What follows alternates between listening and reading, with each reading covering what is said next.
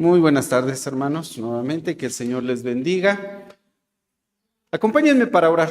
Vamos a pedir la bendición de Dios y les voy a invitar a que, si traen algún pendiente, alguna preocupación, es momento de dejar todo en las manos del Señor y poner atención en su palabra. Vamos a orar. Pónganse de pie. Señor, aquí estamos nuevamente delante de tu presencia pidiendo tu bendición, rogándote que quites de nosotros cualquier pensamiento ajeno a tu palabra, a este tiempo cuando tenemos que prestar, Señor, cuidado en lo que tú quieres decirnos. Abre nuestro entendimiento, guíanos a través de tu Espíritu Santo. Señor, que nada nos perturbe, que solamente tú pongas paz en nuestro corazón y nos permitas tener nuestro oído atento, Señor, que nuestra alma pueda ser bendecida con esta palabra que tú tienes ya preparada para cada uno de nosotros. No es el hombre quien habla, Señor, es la palabra tuya hablando a nuestro corazón y a nuestra alma. Aplícala tú en cada uno de nosotros para gloria tuya, Señor, y para edificación del cuerpo de Cristo que es tu iglesia, la cual tú has comprado y has ganado con la sangre preciosa de aquel Cordero que quita el pecado del mundo, de Cristo Jesús, en cuyo nombre, Señor, te rogamos esta bendición. Amén. Tomen su lugar. Acabamos de leer segundo libro de las Crónicas, capítulo 13. Habla de un rey llamado Abías. Después de lo que hemos leído, yo les preguntaría a ustedes, ¿Abías fue bueno o fue malo? A ver, díganme. La perspectiva que nos da segundo de Crónicas es una versión, de hecho, más detallada del reinado de Abías, el hijo de Roboam, el que vimos hace 15 días, ¿se acuerdan? Roboam, el primer rey del reino del sur, aquel que no apercibió su corazón para buscar a Jehová, ¿sí? Ahora vamos a hablar de su hijo, que es el segundo rey de Judá y se llama Abías. Y segundo de Crónicas, capítulo 13, nos da una perspectiva que pareciera ser que Abías fue bueno.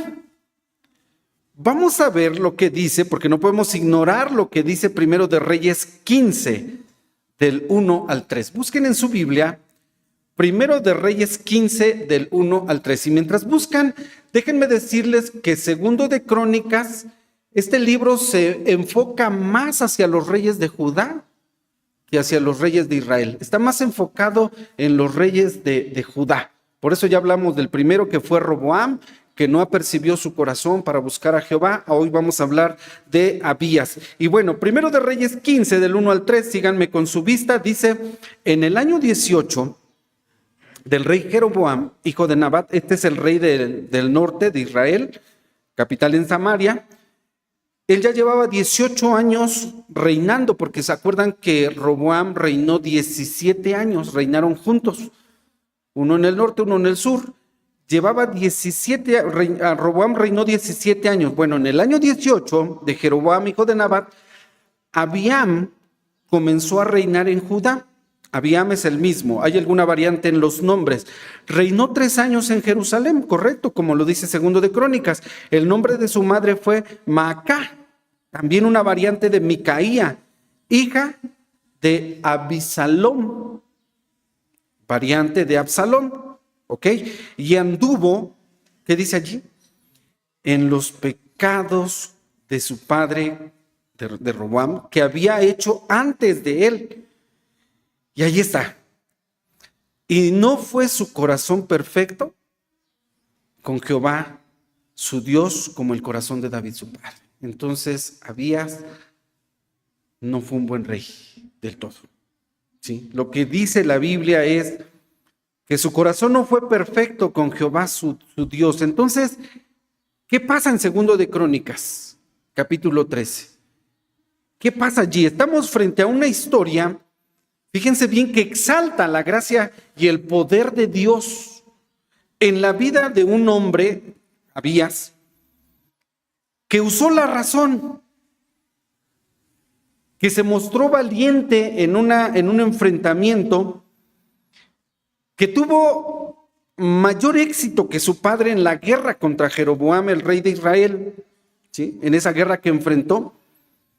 Pero hay un texto allí en segundo de Crónicas 13 que yo creo que es clave.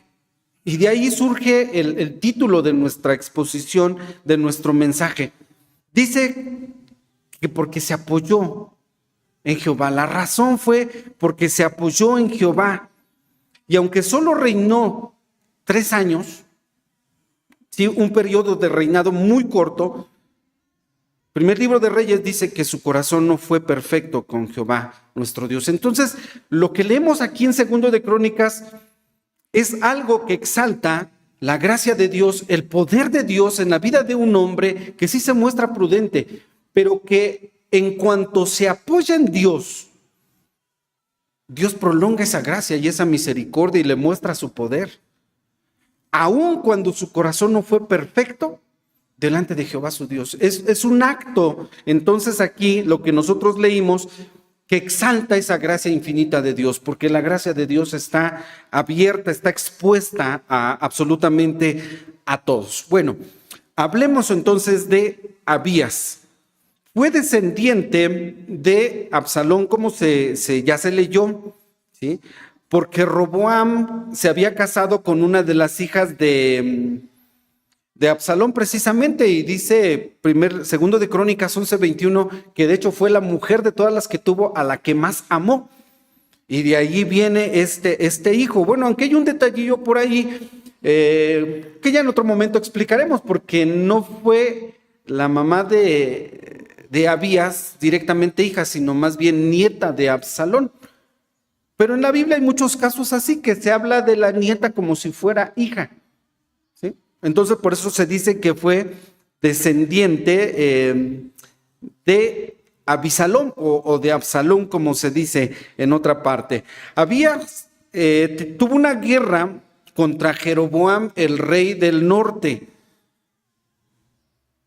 cosa que Dios no le permitió a su papá, a Roboam, pelear contra sus hermanos. Ustedes lo recordarán, lo vimos hace 15 días. Esa pelea, esa guerra que tuvo contra el rey de Israel, pues por cierto, con muchas desventajas, ¿sí? Diríamos nosotros que que Abías tiene una guerra con mucha desventaja porque se va a enfrentar contra 10 tribus que habían aceptado a Jeroboam como rey, lo habían hecho su monarca. Abías tiene desventajas en esta guerra que vamos a ver el día de hoy, pero que gana no porque use tanto su cerebro o los argumentos que él presenta, sino más bien, esta es la razón por qué él se apoyó en Jehová Dios de Israel. Bueno, decía yo que curiosamente Abías sí pelea contra Israel. Su padre no peleó contra el reino del norte. Esto lo dice segundo de Crónicas 11:4. Allí el Señor, a través de un varón de Dios, a través de un profeta llamado Semeías, le dijo, estoy en segundo de Crónicas 11:4, no subáis ni peleéis contra vuestros hermanos, vuélvase cada uno a su casa, porque yo he hecho este negocio. Dios no le permitió a Roboam pelear contra sus hermanos, contra las 10 tribus del norte. Y alguien se preguntaría, ¿por qué entonces Abías sí va a pelear porque son sus mismos hermanos? ¿Por qué Roboam, Dios le dice, no, vuélvase cada uno a su casa, este negocio es mío, yo lo he hecho, ustedes no se metan, regrésense a su casa? Y no hubo pelea en esos 17 años del reinado de Roboam. Ahora Abías sí va a tener una guerra contra sus hermanos. Dios sí se lo permite, y no solamente se lo permite, sino que lo defiende.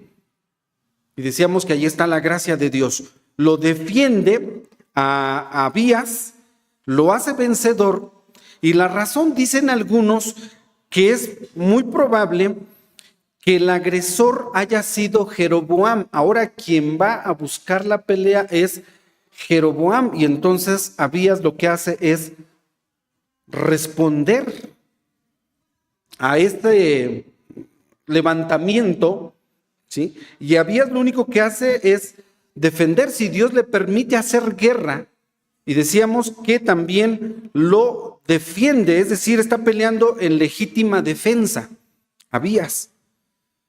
Y bueno, aquí nosotros podemos ver claramente cómo Dios soberanamente, porque Él es el Señor, permite o no permite que sucedan las cosas. A Roboam no se lo permite, a Abías sí se lo permite y lo defiende. Y ahí está la soberanía de Dios. Le llamamos la voluntad permisiva de Dios. ¿Por qué Dios permite o no permite que sucedan las cosas? Esto es lo que podemos ver aquí de entrada en esta historia que estamos viendo. La voluntad permisiva de Dios. Y mira, escucha bien esto, porque creo que aquí podemos aprender algo. Ninguna de las cosas que suceden en nuestra vida suceden por casualidad. Todo sucede por permisión de Dios. Todo nos acontece con el conocimiento de Dios. Así que mira, si algo te está pasando, si tú estás viviendo una situación ahorita, no sé, pudiera ser el caso, alguna situación de enfermedad, algún problema, alguna situación de la que tú te preguntes, ¿pero por qué? ¿Por qué me está pasando esto? ¿Por qué sucede esto? No sé, en el trabajo, en la familia, cualquier cosa que sea que tú estés enfrentando en este momento, o algo que tú traes de tiempo ya en tu vida y que dices, ¿pero por qué pasó esto? Mira, tenemos que verlo desde la perspectiva de la palabra de Dios. Dios permite que pasen o que no pasen cosas en nuestras vidas. Y cuando vemos las cosas de esta manera, podemos tomar consuelo en lo que dice Romanos 8:28. Pablo dice, Romanos 8:28, texto muy conocido, y sabemos que los que a Dios aman, ¿te acuerdas qué dice? Todas las cosas les ayudan a bien. Aún aquellas que parecieran desagradables a nuestra vida, aquellas que nos duelen, que nos lastiman, que nos hieren, que nos cansan, que nos fatigan, porque hay gente que trae situaciones de años, de toda la vida. ¿Por qué pasó eso? Mira, Dios lo permitió. Dios sabe por qué y para qué lo permitió. Como aquí en esta historia, ¿por qué a Roboam le dice, tú no subas a pelear con tus hermanos? Y Abías le dice, adelante, yo voy a estar contigo, te voy a defender. Bueno, no se lo dice, pero lo intuimos del texto. Pablo dice, y de Romanos 8:28 yo subrayo mucho cuando Pablo dice, y sabemos, porque lo está diciendo como aquel que tiene experiencia. Yo lo sé por experiencia, sabemos, ¿sí?, sin lugar a dudas, que a los que Dios aman, todas las cosas les ayudan a bien.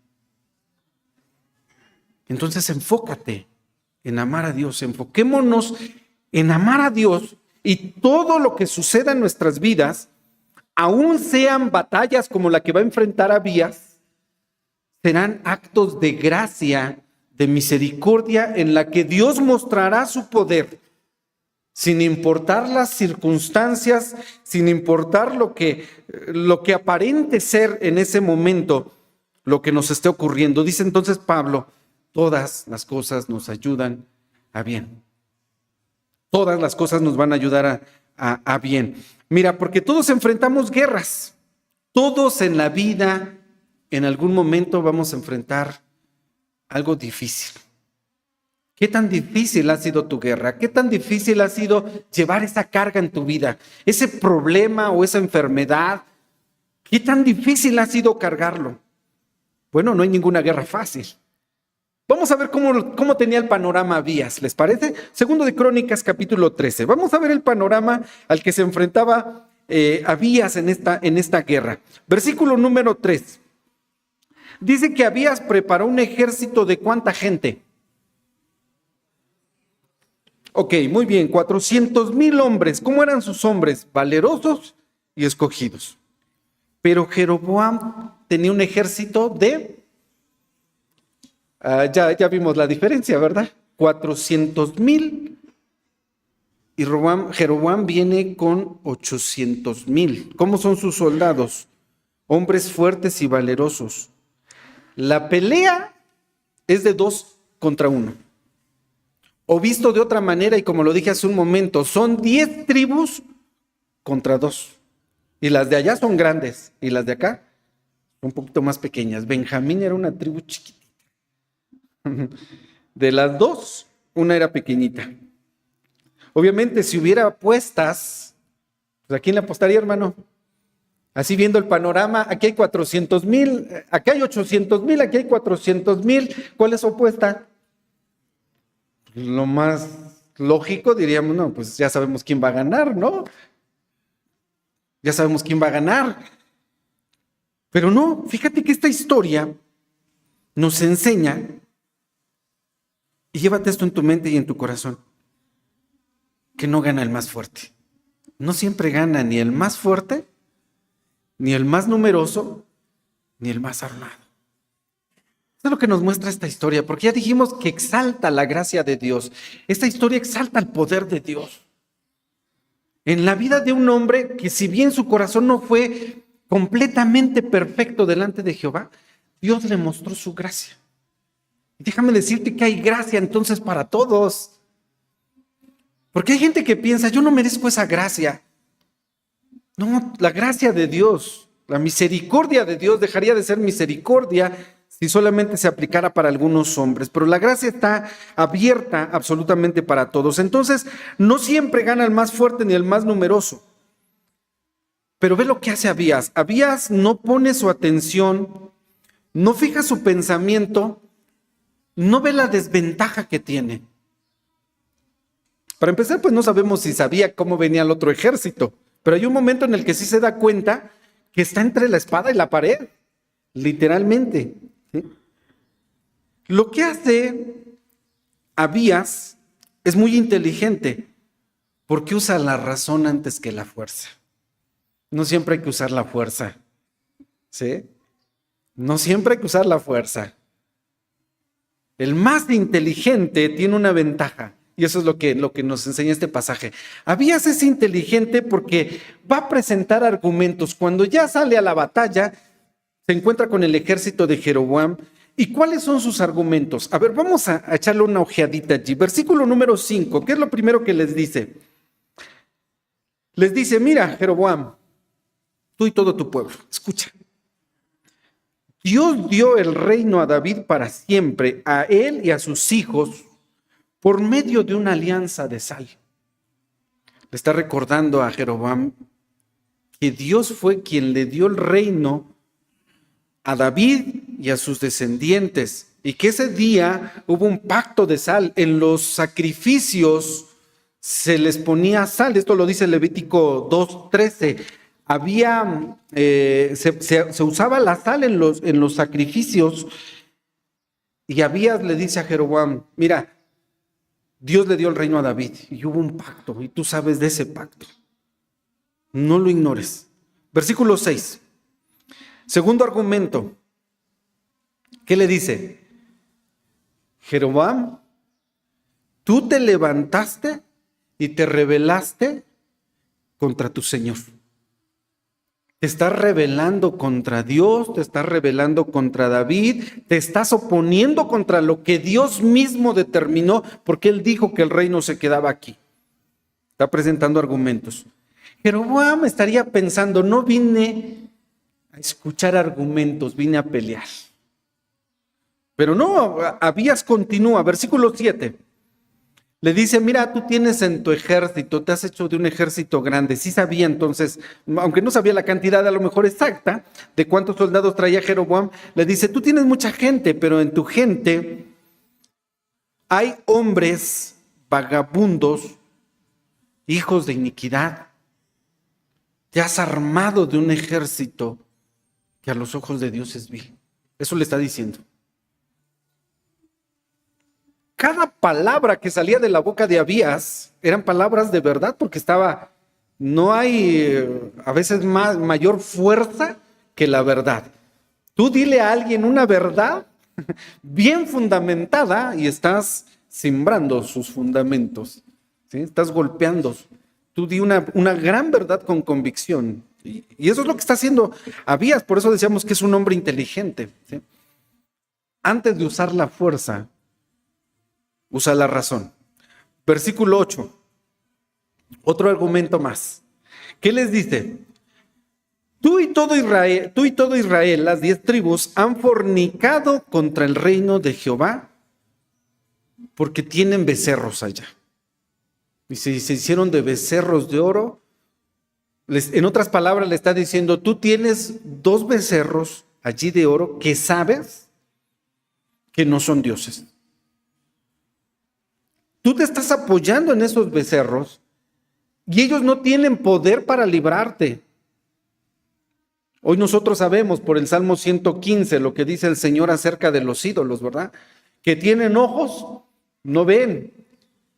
Tienen pies y no caminan. Tienen boca y no hablan. Tienen oídos y no escuchan. No tienen poder.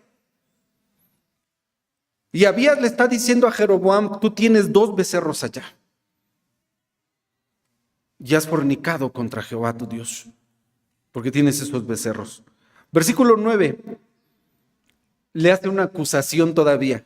Entre todos estos argumentos, le hace una acusación, le dice, ustedes quitaron a los sacerdotes hijos de Aarón, y ustedes se han hecho de sus propios sacerdotes de una forma tan fácil. Traen un cordero y traen unos becerros, se consagran y a partir de ese momento ya eres sacerdote. Tú ya eres sacerdote de esos becerros.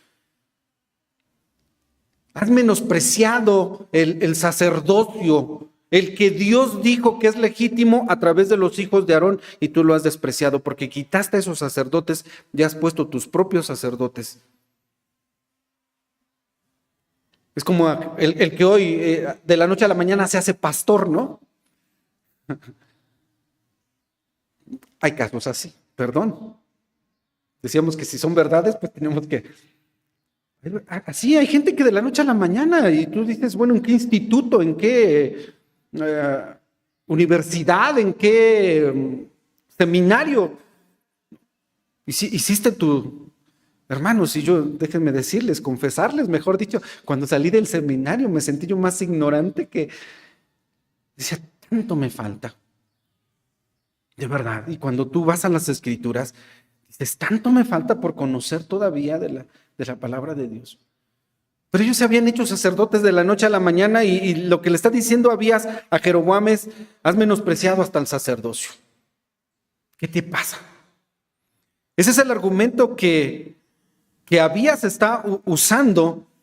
No sé si era parte de la estrategia para intimidar a Jeroboam, pero lo que aquí le está diciendo y su argumento fuerte es que solo la dinastía de David era legítima para reinar en todo Israel, incluidas las 10 tribus que estaban de su lado con Jeroboam, y que él se había rebelado contra Dios. En otras palabras, le está diciendo Jeroboam, eres un usurpador. Eres un usurpador. Al enfrentar cualquier batalla, obviamente, pues tenemos que estar apercibidos, ¿no? Cuando Abías está hablando con Jeroboam, Jeroboam muy astutamente, vean cómo es el enemigo, de su ejército lo divide. Y estaban de frente los 2 ejércitos y Jeroboam ordena a la mitad de su ejército, dicen algunos, ir a dar la vuelta y ponerse a espaldas del ejército de Abías. Mientras él está hablando, mientras Abías está hablando, Jeroboam mandó al ejército a dar la vuelta, rodearlos y tenerlos de frente y de espalda. Ya vimos la ventaja que tenía de ejército, ¿sí? Ahora tiene esta otra ventaja de que tiene a Abías y a su ejército en medio. Y obviamente esto lo coloca en una situación más vulnerable. Ve cómo si ya tenías un problema, ahora el problema crece porque tienes problema enfrente y tienes problema atrás, ¿no? Y a veces uno dice, ya no aguanto, ya por favor. No, mira, a veces los problemas son así, ¿no? Se te duplican, te rodean Y ahora pues Abías y su ejército se encuentra en esta posición todavía de mayor desventaja. Pero Abías, decíamos, se va a apoyar en Dios. Y esto es lo que precisamente quiero que nosotros también llevemos en nuestro corazón. Cuando buscamos a Dios en nuestros problemas, en nuestras luchas, sin importar cuán fuerte sea el enemigo, sin importar el tamaño de tu problema, sin importar incluso si te sientes ya entre la espada y la pared, si tú ya no ves salida a esa situación, ese problema, allí es donde tenemos que recordar las palabras que dice la Escritura, que si Dios es con nosotros, ¿quién contra nosotros? Si Dios está contigo, no te preocupes. Si Dios está con nosotros, ¿quién contra nosotros? Dice la palabra de nuestro Señor. Y aquí viene la seguridad de Abías. Él va a continuar hablando, versículo número 10. ¿Dónde está su seguridad? ¿Dónde está su confianza? Versículo 10 dice, mas en cuanto a nosotros, ya no deja de acusar a los del norte y dice, en cuanto a nosotros, Jehová es nuestro Dios y no lo hemos dejado. Eso nos recuerda las palabras que David en alguna ocasión le dijo a Salomón, su hijo, allá en 1 de Crónicas 28:9, la segunda parte, cuando le dice, si tú buscas a Dios, lo vas a hallar más, si tú lo dejas, Él te desechará para siempre. Y ahora aquí Abías dice, nosotros no lo hemos dejado. Él se siente confiado, pero confiado no en sí, sino confiado en Dios. Por eso decía que el versículo clave de 2 de Crónicas 13 es donde dice que él se apoyó y su ejército se apoyaron en Jehová, Jehová Dios, ¿sí? Entonces Absalón dice, él está con nosotros y nosotros estamos con él. Además, vean ahora lo que dice a su favor, argumenta a su favor, dice, los hijos de Aarón ministran a Jehová en nuestra tierra, queman los holocaustos, ponen los panes sobre una mesa limpia, cada día se está haciendo el servicio, cuidan que el candelero esté encendido, guardamos las ordenanzas de Dios. Versículo 12 dice, Dios está con nosotros por cabeza. Eso es lo que le va a dar el éxito a Abías. Dice, el Señor está por cabeza con nosotros. Y les hace una seria advertencia.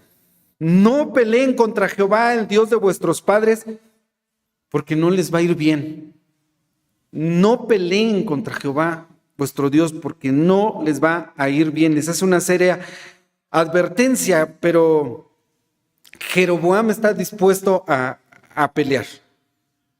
Jeroboam entonces pone la emboscada del ejército, lo divide, deja a Abías entre la espada y la pared, y cuando las cosas se complican, bueno, ¿qué hacemos? ¿Te has sentido alguna ocasión así entre la espada y la pared? ¿Qué haces? ¿Volteas alrededor o levantas los ojos al cielo? ¿Alguien se ha sentido alguna ocasión así? ¿Te has sentido alguna ocasión así? Que ya no sepas qué hacer, estás entre la espada y la pared. ¿Para dónde volteo? Mira, lo mejor es voltear hacia arriba. ¿Qué hizo Abías? Ahí dice la palabra de nuestro Dios, que entonces cuando se dieron cuenta de que ellos estaban en esa situación, clamaron a Dios. Eso es lo que hacen estos hombres. Versículo 14 dice, y como miró Judá, he aquí que tenía la batalla delante y a sus espaldas, entre la espada y la pared, por lo que clamaron a Jehová y los sacerdotes tocaron la trompeta, clamaron a Dios. Cuando ya no sepas qué hacer, lo mejor es clamar a Dios.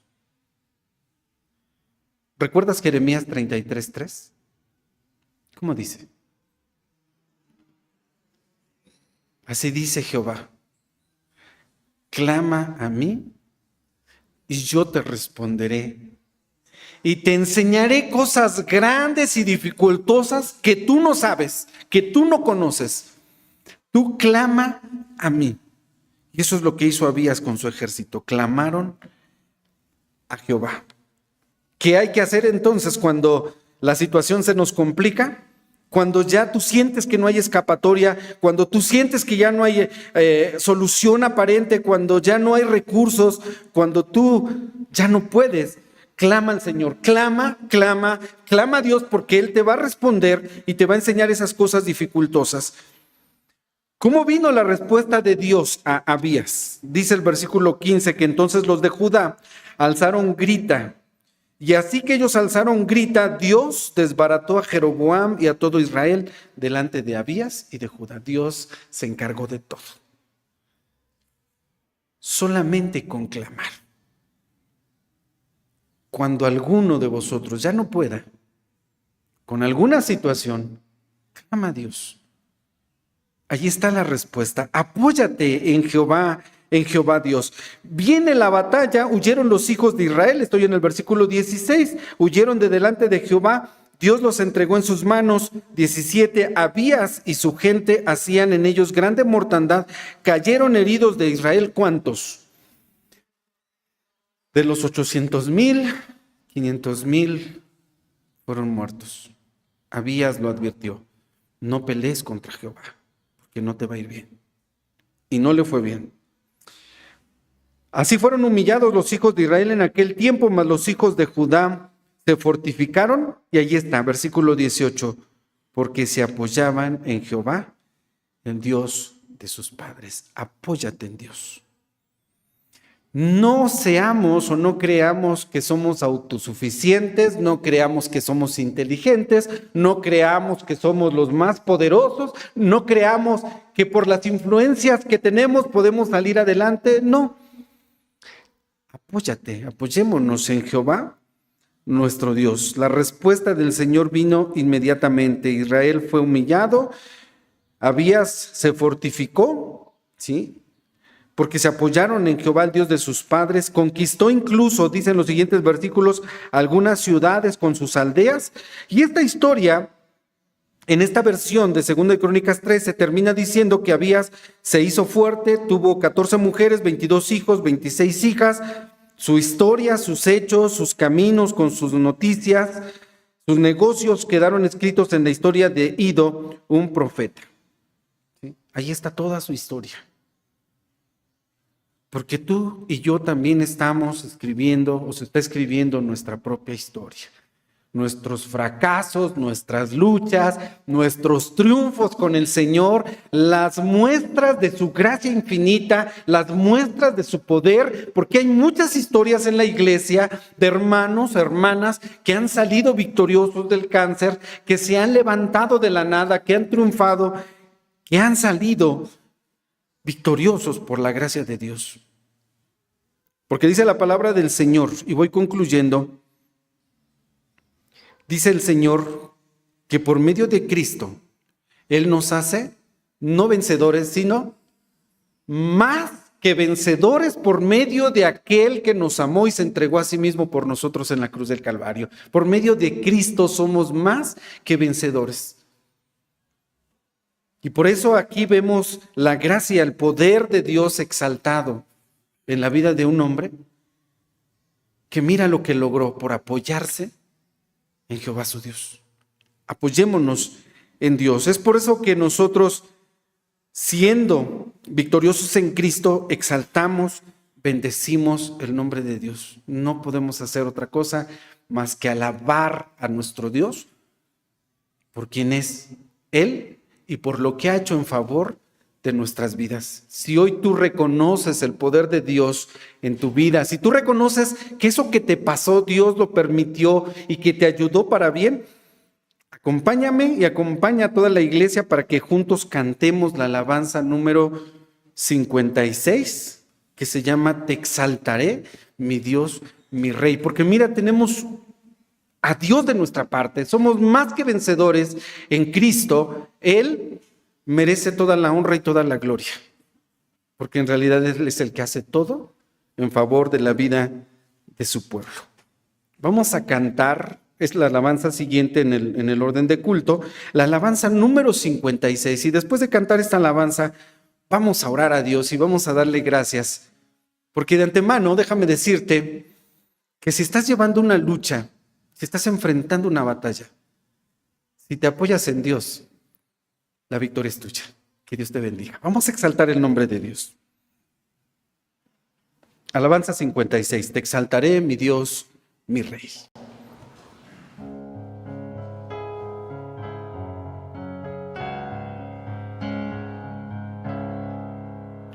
Te exaltaré, mi Dios, mi Rey, y bendeciré tu nombre eternamente, para siempre.